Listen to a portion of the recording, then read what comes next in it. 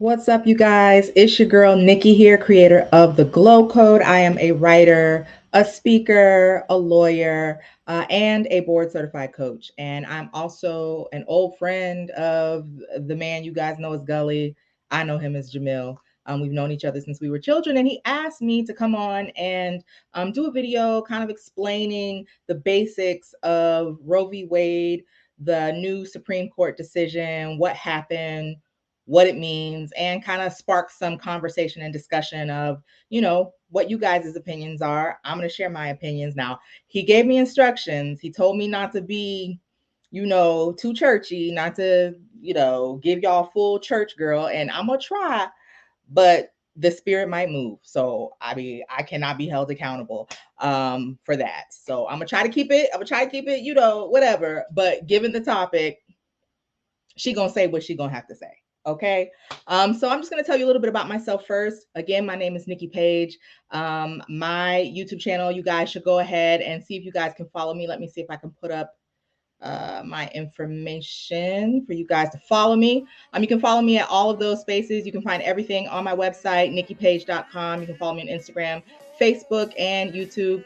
My YouTube channel is called The Glow Code. The Glow Code is where I help women design the lives they truly deserve by helping them to incorporate faith-based strategy into their everyday lives. So it's a community, it's content, courses, and coaching for fly girls who walk by faith. So go ahead, check me out. If you're a man, send your niece, cousin, sister, daughter, homegirl, side chick, or whatever. No, that was a joke. Maybe it's a bad joke. Keep going. All right.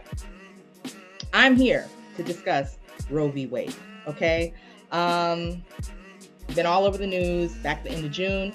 The news would have you believe that the Supreme Court outlawed abortion. That's kind of the message that has gone out, and apparently people acting like the sky is falling. So we're going to try to break it down. Again, I am a practicing attorney. I'm a criminal defense attorney, former prosecutor in the Bronx, current criminal defense attorney here in my current location. So I'm familiar with law. I'm not a constitutional lawyer, although I did pass con law 1 and 2. So I'm just going to give you the basics, because you could do a whole year-long law school class on this topic, but we're just going to break it down in a couple of minutes. All right, Roe v. Wade. Typically, people know that was the Supreme Court case back in 1973 that legalized abortion. 2 weeks ago, apparently, the Supreme Court, as the news would have you believe, outlawed abortion. That's the general, huge, large stroke that, the way the story has been told. But let's dig in and see what really had happened. All right. And I might have some questions for you guys. Drop your comments, below if you do have questions, if you do have comments. So I'm going to give you just some background. Again, it's just going to be a summary because you could go on. So basically what happened is back in 1969 is when the Roe v. Wade case first made its way into regular state level court, because a court case doesn't just start at the Supreme Court. It takes years. You have to work your way through your local state courts to your district level federal courts, courts of appeal, Supreme Court. So the original case started in 1969, and it was a case out of Texas. And at the time, Texas's law was that you could not have an abortion, you could not terminate a pregnancy unless it was required to save the life of the mother. Other than that, it was not allowed. So this woman, Jane Roe, and again, that is an alias. They didn't use her real name. So Jane Roe is not her real name. But so that's where we get Roe from. But she filed a lawsuit. And initially, eventually that case worked its way to the Supreme Court. And the Supreme Court ruled, and it's what we call a landmark decision, meaning that this case kind of changed the law of the land. It was a landmark case. Like, this case changed everything for everybody. Hold on, let me put my I got a little banner. I'm trying to be super professional for y'all. I thought I had a banner, so I'm gonna run that across so y'all know where y'all can find me while I'm talking. All right. So what happened was the Supreme Court ruled that, for the first time, this had never been done before, that there was a constitutional right, essentially, for a woman to terminate pregnancy or to have an abortion.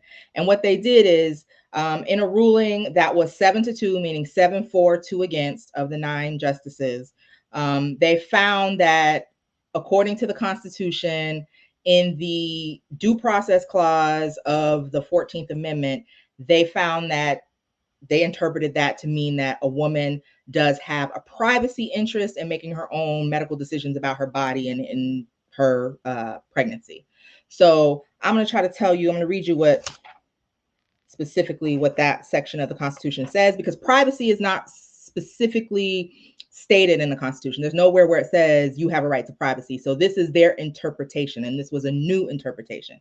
So what it says is, no state shall deprive any person of life, liberty, or property without due process of law. And so what the court said was, liberty, when you think of that word, they determine that liberty has an inherent kind of portion of it that requires a certain amount of privacy. So in order to be at liberty, you have to have some sort of privacy. So although the word privacy is not in the Constitution, they kind of read that principle into the word liberty and said that, you know, part of having liberty as an American citizen is having the right to privacy.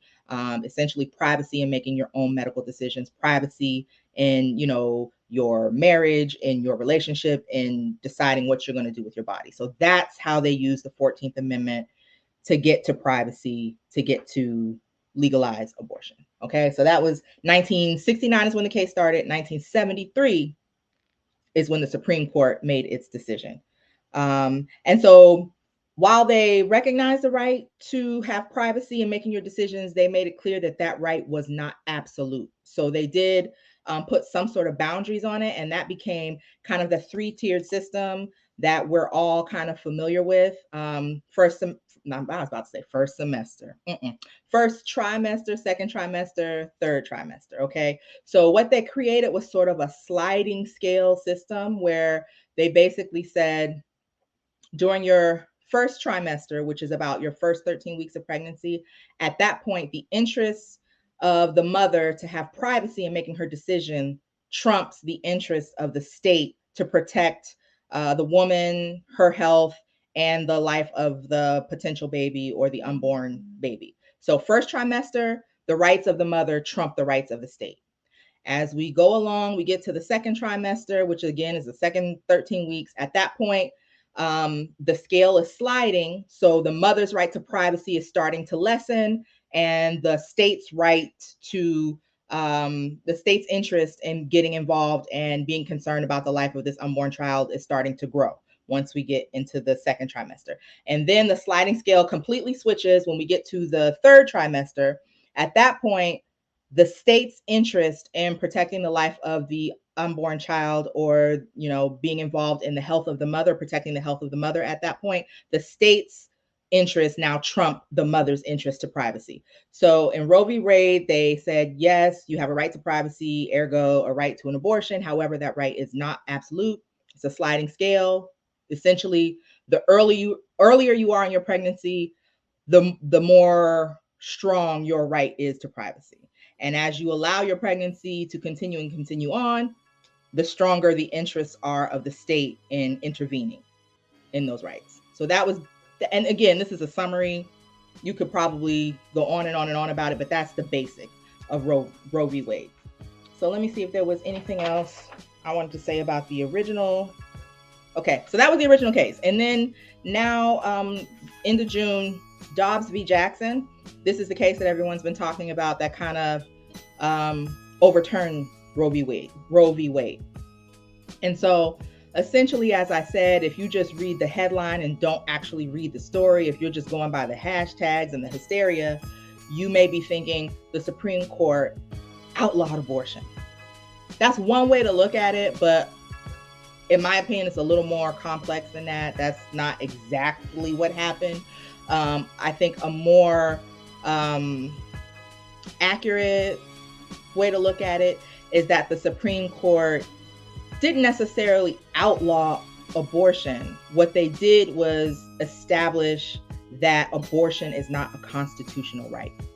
So they didn't say no one in America can have an abortion. What they said is the writers or the framers of the Constitution did not include a right to abortion in the Constitution. So if you're going to terminate a pregnancy, it's not based on a constitutional right. Like George Washington and them wasn't thinking about you and your abortion when they wrote this Constitution, is basically what they said. And, you know, that's one way of looking at it. Some jurists have this kind of mindset of what was the original intent of the founders? What was the original intent of the people who wrote the Constitution? We should stick as close to that as possible. That's one way to look at it. But the alternate flip side of that coin is, if we go about what their original intent was, they didn't intend that I was a human being. So I don't really know if we want to go with that either. And as a woman and as an African American woman, they clearly wasn't thinking about me. So original intent isn't the most satisfying kind of thought process either, but it's out there. And so what the Supreme Court did in this decision, which was 6-3, so 6 to overturn Roe v. Wade, 3 to maintain it. So obviously the 6 overruled the 3, so it's overturned. What they're saying is there's no right to privacy such that you can terminate your pregnancy based on the Constitution. That's all they said. They didn't say no one can ever have an abortion. They just said it's not in the Constitution. It's not a constitutional fundamental right to have an abortion or to terminate a pregnancy. That is not, we cannot read that into the Constitution. So basically they said back in 1973, those justices overstepped their bounds and basically created something that wasn't there.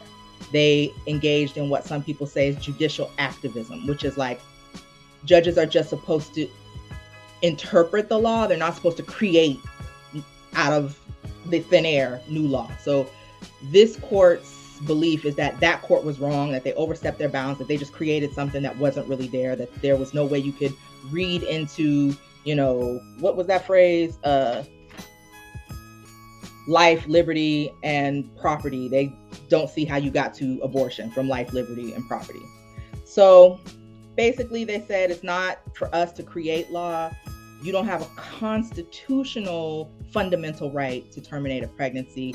This is something that each state should decide for its own. You have to have a state law that allows you to do this. So this is why I'm saying it wasn't a complete outlawing of abortion. It was just saying you don't have a constitutional right to it. But if your individual state has a law on the books that allows you to do that, go ahead, do that. But it's not a constitutional right. And one thing that people need to understand is that the Constitution is the minimum. It's the bare minimum. Like, we like to think of the Constitution as the end all be all, but in actuality, it is the bare minimum. Basically, the Constitution sets the limit under which a state may not go. Like, they can't give you less than what's in the Constitution. But each state is allowed to give you more rights than you have in the Constitution. And so you see that if you've ever traveled, if you ever lived in different states, some states, like when I used to live in New York, defendants have more rights in New York as a defendant than defendants in other jurisdictions or other states have. When it comes to property rights, there are different laws. When it comes to all different types of things, each state can have different laws. And so in Pennsylvania, where I live, there are some areas of criminal law where defendants are given more rights than are actually stated in the Constitution. So the Constitution is just like, this is the bare minimum, but your state can go above and beyond for its citizens if it chooses to. So basically they're saying, if y'all want abortions, you need to lobby, you need to vote, you need to be active out there in your local state, in your jurisdiction, in your commonwealth, or wherever you live, and get them to enact a law, or they can write into their state constitution a right to terminate a pregnancy. We just don't see it in the United States Constitution. So that is a more, I guess, complex, specific explanation of what it is. So there are some states, like for instance, New York right now, you can freely find access to termination, to women's health, healthcare, to abortion. They have laws on the books that were passed by the legislature, and you know, the legislature is supposed to be the voice of the people. So the people of the state of New York have decided that that is something that they want. Now, the people of the state of Mississippi have not decided that. The people of the state of Texas have not decided that. So in those states, they've decided to limit access to termination and to abortion services or care. So that's basically the summary of the legal stuff. So now we're just going to talk about, for a couple minutes, just, some of the practicalities of this. So right now you could totally get on a plane, train, automobile, highway, and drive to a state where you can freely have an abortion and do that, and it will be legal in that state. What we're probably going to see and what we're starting to see is states passing laws that are going to try to restrict people's ability to travel to have a termination, which is probably going to lead to a lot more litigation because, in my opinion, that would kind of intrude on some of your other actual constitutional rights. Like the state doesn't have a right to restrict your movements. Like unless you on post-release supervision, the government is not allowed to tell you you can't cross state lines. So that'll be litigation coming up. We'll have to see where the chips fall on that. But for now, you just don't have a constitutional right to an abortion. But if you're in a state or travel to a state that allows it, you can still access those services if that's what you need. But I think we just need to just take 5 minutes. Can I be real with y'all? I mean, I know this is Gully TV. Y'all say what y'all want over here. Sometimes it ain't my cup of tea. Y'all be going hamburger over here. But I'm gonna just try to keep it real in my way and what I'm thinking. And I get it. People are mad. People feel like their rights have been taken from them. I understand. But when people are like, oh, you've taken away a woman's right to choose, you've taken away a woman's right to choose, like I'm a woman and I don't really feel like anything's been taken from me. Because we have a bunch of other choices. And I think culturally, as American culture and also as African American Black culture, we don't like to focus on the other choices that we very much so do have. We don't like to focus on the fact that we are actually making a lot of choices that are not healthy, that end us up in situations where we might need or desire a termination. But, we don't want to have that conversation. We want to talk over here with the rah, march in the streets and do all the demonstrations, but we don't want to have discipline in our own lives. Can we talk about that? Like the Constitution or the Supreme Court did, take away your right to abortion, take away your right to choose to have an abortion, allegedly. But you know what, choices they didn't take from you? We can all still make reasonable, responsible choices about when, where, how we choose to engage in intercourse. We still have that right to choose. We still all have a right to choose to, abstain if we wanted to. And I know pop culture got y'all thinking, ain't nobody out here doing that. That's a lie. If you can't just completely abstain, you still have a right to choose to just abstain during that 5 to 7 day window when you can get pregnant. And there literally is an app for that. You can make that choice. You could choose to contraception, 1,000 different types of those out there. You could choose that. So as women, instead of focusing on like this one choice that people feel has been taken from them, I would encourage us to focus on the choices that we do have and exercise better judgment in making those choices so that maybe we don't end up in the situations that leave us in some sort of desperation for this other choice. I think we need to be more responsible with the original choices that we're making. Like we always want to skip the prevention and jump to the cure. We never even really have to get into this situation if we would just make better choices in the beginning, is all I'm saying. And I know some of y'all not feeling that. Y'all not going to want it. Y'all going to be like, coming for me. Okay. And again, I just want to be clear. This is obviously excluding situations of assault or child abuse or anything like that, excluding those situations. For the rest of us, adult grown women who are making choices, the fact of the matter is many of us have made reckless choices that put us in situations. And I'm saying us because I've been reckless too. Okay, cards on the table. Let's just keep it a bug. we can all choose to make better choices. So we still do have choices, and we should make good ones, is what I'm trying to say. So before we get out of here, I just want to give y'all some stats, okay? According to the Center for Disease Control, in 2019, there were 629,898 terminations of pregnancy. There's another organization called Guttmacher. I don't know what that means. I don't know who name that is, but apparently there's some type of reputable source. And they say in 2020, there were 930,160 terminations. Sounds like almost 1 million in 2020. That seems like a lot, but considering in 1990 there were about 1.4 or 1.5 million, there are actually less terminations in 2020 than there were in 1990. So it seems to be going down, which, depending on how you feel about it, might be a good thing. 57% of the women who terminate pregnancies are in their 20s. 31% are in their 30s. Only 9% are in their teens, which was a shock to me, because when you turn on the news, they try to make it seem like, what about the young single mother, the teenager who doesn't have the resources and this and this and that, you taking away her rights. Turns out it's not the teenagers who are having the terminations. They having their babies. It's grown women. 20s and 30s are the bulk of the people who are having terminations. 85% of the women who are having terminations are unmarried. So that might be another thing in our another item in our choice bucket. We might want to be making some better choices. 85% of women who are seeking termination of pregnancy are unmarried. We could choose to not get pregnant until we're married. And I mean, I know people gonna look at me crazy, but I mean, pregnancy is not airborne. Like, we are engaging in activities that are causing us to be pregnant, and we have to take responsibility for that. We have to stop trying to separate intimacy from responsibility. That's not how that's supposed to work.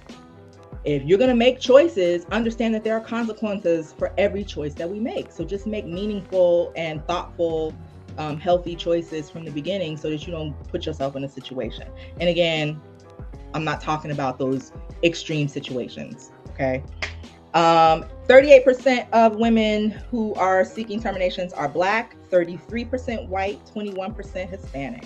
So look like Black women is having the most terminations. All right. In 2019, 58% of the women who were having terminations stated that it was their first time doing so. 24% said it was their second time. 11% third time. 8% fourth or more. I can't understand why nobody's having 4 or more abortions. That sounds crazy to me. I'm gonna leave it at that. 93% of terminations are taking place during the first trimester. So there's a lot of arguments online or in the news saying, okay, what about people who don't know that they're pregnant? Like, if the law says, because that's another thing, some states that do allow terminations only allow it up to a certain point, whether it be 13 weeks, 15 weeks. After that, it's a wrap. You stuck. So a lot of organizations are saying, well, what about all the women who don't realize that they're pregnant and they're past the 15th week? The statistics show that 93% of women who are having terminations are having it in their first trimester. So apparently most women know that they're pregnant within 3 months. I don't understand. I mean, I guess it could happen, but if you're a grown woman and you know you're engaging in unprotected sex, how are you just waking up 4 months later not knowing that you're pregnant? Like, how is that happening? You not checking? You out here sexing but not checking? Where they do that at? I don't know, but apparently somebody's doing that, but not too many people, because only 6% of abortions are in the second trimester. So there's that. Anything else? I think we wanted to talk about, like, what do y'all think? Am I going too hard? Am I missing it? Let me know. I just think we need to look at the whole picture and not just get so riled up by what the media is saying. And I don't think we need to let the media tell us what our issues are. Like, ain't nobody ever brought up this topic at the barbecue that I've been at. And like, we ain't never been sitting down playing spades and complaining about the lack of rights or access to abortion. Like, that ain't never came up at my dinner table. So Is this like one of the top 3, top 5 issues facing Black America? Is it really? Or are we just always picking up other people's issues and making them ours? I don't know. Y'all tell me. Um, um, on the flip side of things, for the gung ho pro choice people, like, I get it. I feel you. I know. But if you're going to be all about that, then you can't just stop at, okay, you're going to have this baby. What about the services that are available for the baby once it's born? What about access to postnatal care for the mother? What about all of these Black women in particular who are dying during pregnancy? Everybody seems to think people are just out here adopting babies. Where? Who's adopting Black babies? If y'all are pushing for all these babies to be born, you need to push on the other end for services and provision and resources for these children as well. So don't just be out here happy that y'all won y'all Supreme Court case. And so what now? So what are we going to do with all of these births of these children that you fought for? Like, we have to have support systems and resources in place for these children. We can't just insist that they be born and then just walk away. You have to, we as a society are going to have to come up with a way to support these women and these families. Like I said, women are going to have to do a better job of making better choices so that you're not starting families if you're not ready to have no family. Everybody needs to do better, is all I'm saying. And then there's some theories out here about population control. I know that lady, I forget her name, but she was giving some speech, some Republican lady, and it sounded like she said this is a victory for white life, is what it sounded like she said. But then it also sounded like she meant to say something else. Like, it sounded like it came out wrong, but it did come out as this is a victory for white life. And people were like, ooh, it felt some type of way. Okay. That's what they do. Okay. It is what it is. I'm not out here trying to change white people. That's not my job. But when I think about it, could this be just like a long-term kind of plan to try to increase white births because people feel some type of way about all the Black and brown children being born and the population shift and the browning of America? Yeah, it could be.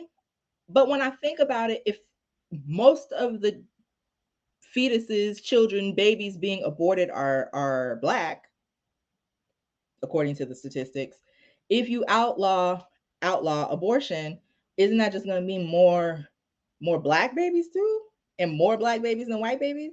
So I don't know. That could be a thing. I don't know. But I also think we need to consider population in general. Apparently, our birth rate in this country is down. People are living longer. There are more old people, and you need young people to be the tax base to pay for the services that the government provides to older people. So Social Security, what is it, Medicare, stuff like that. And so there is a number, it's called the replacement rate, the number of births you need per person in order to keep up your population, to have enough young people to provide via tax base for older people who are no longer working. And America and many other Western countries, by the way, have fallen below that replacement rate. So it's really bad in places like Japan, Italy, where they do not have enough young people. So typically the replacement rate needs to be like 2 point something or 3 children per one old person. That would be a healthy, like, to have 3 working young people for every one older person who's retired. That would be good. If you have 2 for 1, that could like level it out. But once you drop below the 2, it's a problem. And we're below the 2. We're at 1.72 children for each one older person. And like I said, older people are living longer. So let's say you retire at 65, you could theoretically and realistically live another 35 years. Who's paying for that if we're not having enough children? So this is a situation, I don't know, Elon Musk put out like some type of talk about this, talking about how this is a real problem, like underpopulation, like people not having enough children. And then the places where people are having children are developing nations. So whether that be India, whether that be Pakistan, Nigeria, those types of places where they have a super young population. So, America be thinking 50 and 100 years out, they're probably looking around like, we about to be overrun by the darkies. We need to start having some babies. So it might not just be victory for white life. It might be a broader, like, we need more young people, because in 1800, each woman on average had about 7 kids. By 1900, it was only about 3 kids. And now, like I said, it's 1.72. And people are having children older. The average age of a woman giving birth is now 27, when it used to be like 18 or 19. So I think there's a lot of different political policy decisions that might be going into it. And I don't dismiss that it might be, some people might be racist. You can never, this is America. We're not going to act like we don't know. But I'm just not sure that Black people need to make this our number one priority. I think that we have some bigger issues. I think we have bigger problems. And when this is a problem that is, unless someone jump out the bushes on you, completely preventable, I think we have bigger issues. But that's just me. It's just my opinion. I know this is cancel culture America, but I do think as adults, we should be able to be confronted with ideas that we don't agree with without melting and crying and having a conniption. So this is just my opinion. I welcome you all to drop in the comments. Let me know your opinion. Let me know if this was helpful. Jamil asked me to make it meaningful, asked me to make it like I'm teaching. So hopefully it was educational, slightly entertaining, perhaps. I will check the comments once this is posted and see if I need to reply to anyone. But I, again, invite you all to come on over, follow me at the Glow Code. My content is faith-based, but, like I said, it is for around the way girls who are unashamed of the gospel. So we have, we got a little bit of sass over there, but we are for women who are really attempting to try to live uprightly, if you will. And again, ain't nobody over here trying to act like we perfect, because we done been reckless in some of our decisions too. But we all trying to do better. So I hope you guys enjoy. Gully, thanks for having me. Thanks for inviting me. And I'm gonna end it with what I always say on my page, if I can find my slide. Know the code, live the code, light the world. I will see you all soon, maybe, if he invite me back. And I hope that you all make good decisions in your lives. All right. And I will attempt and strive to do the same. All right. Peace.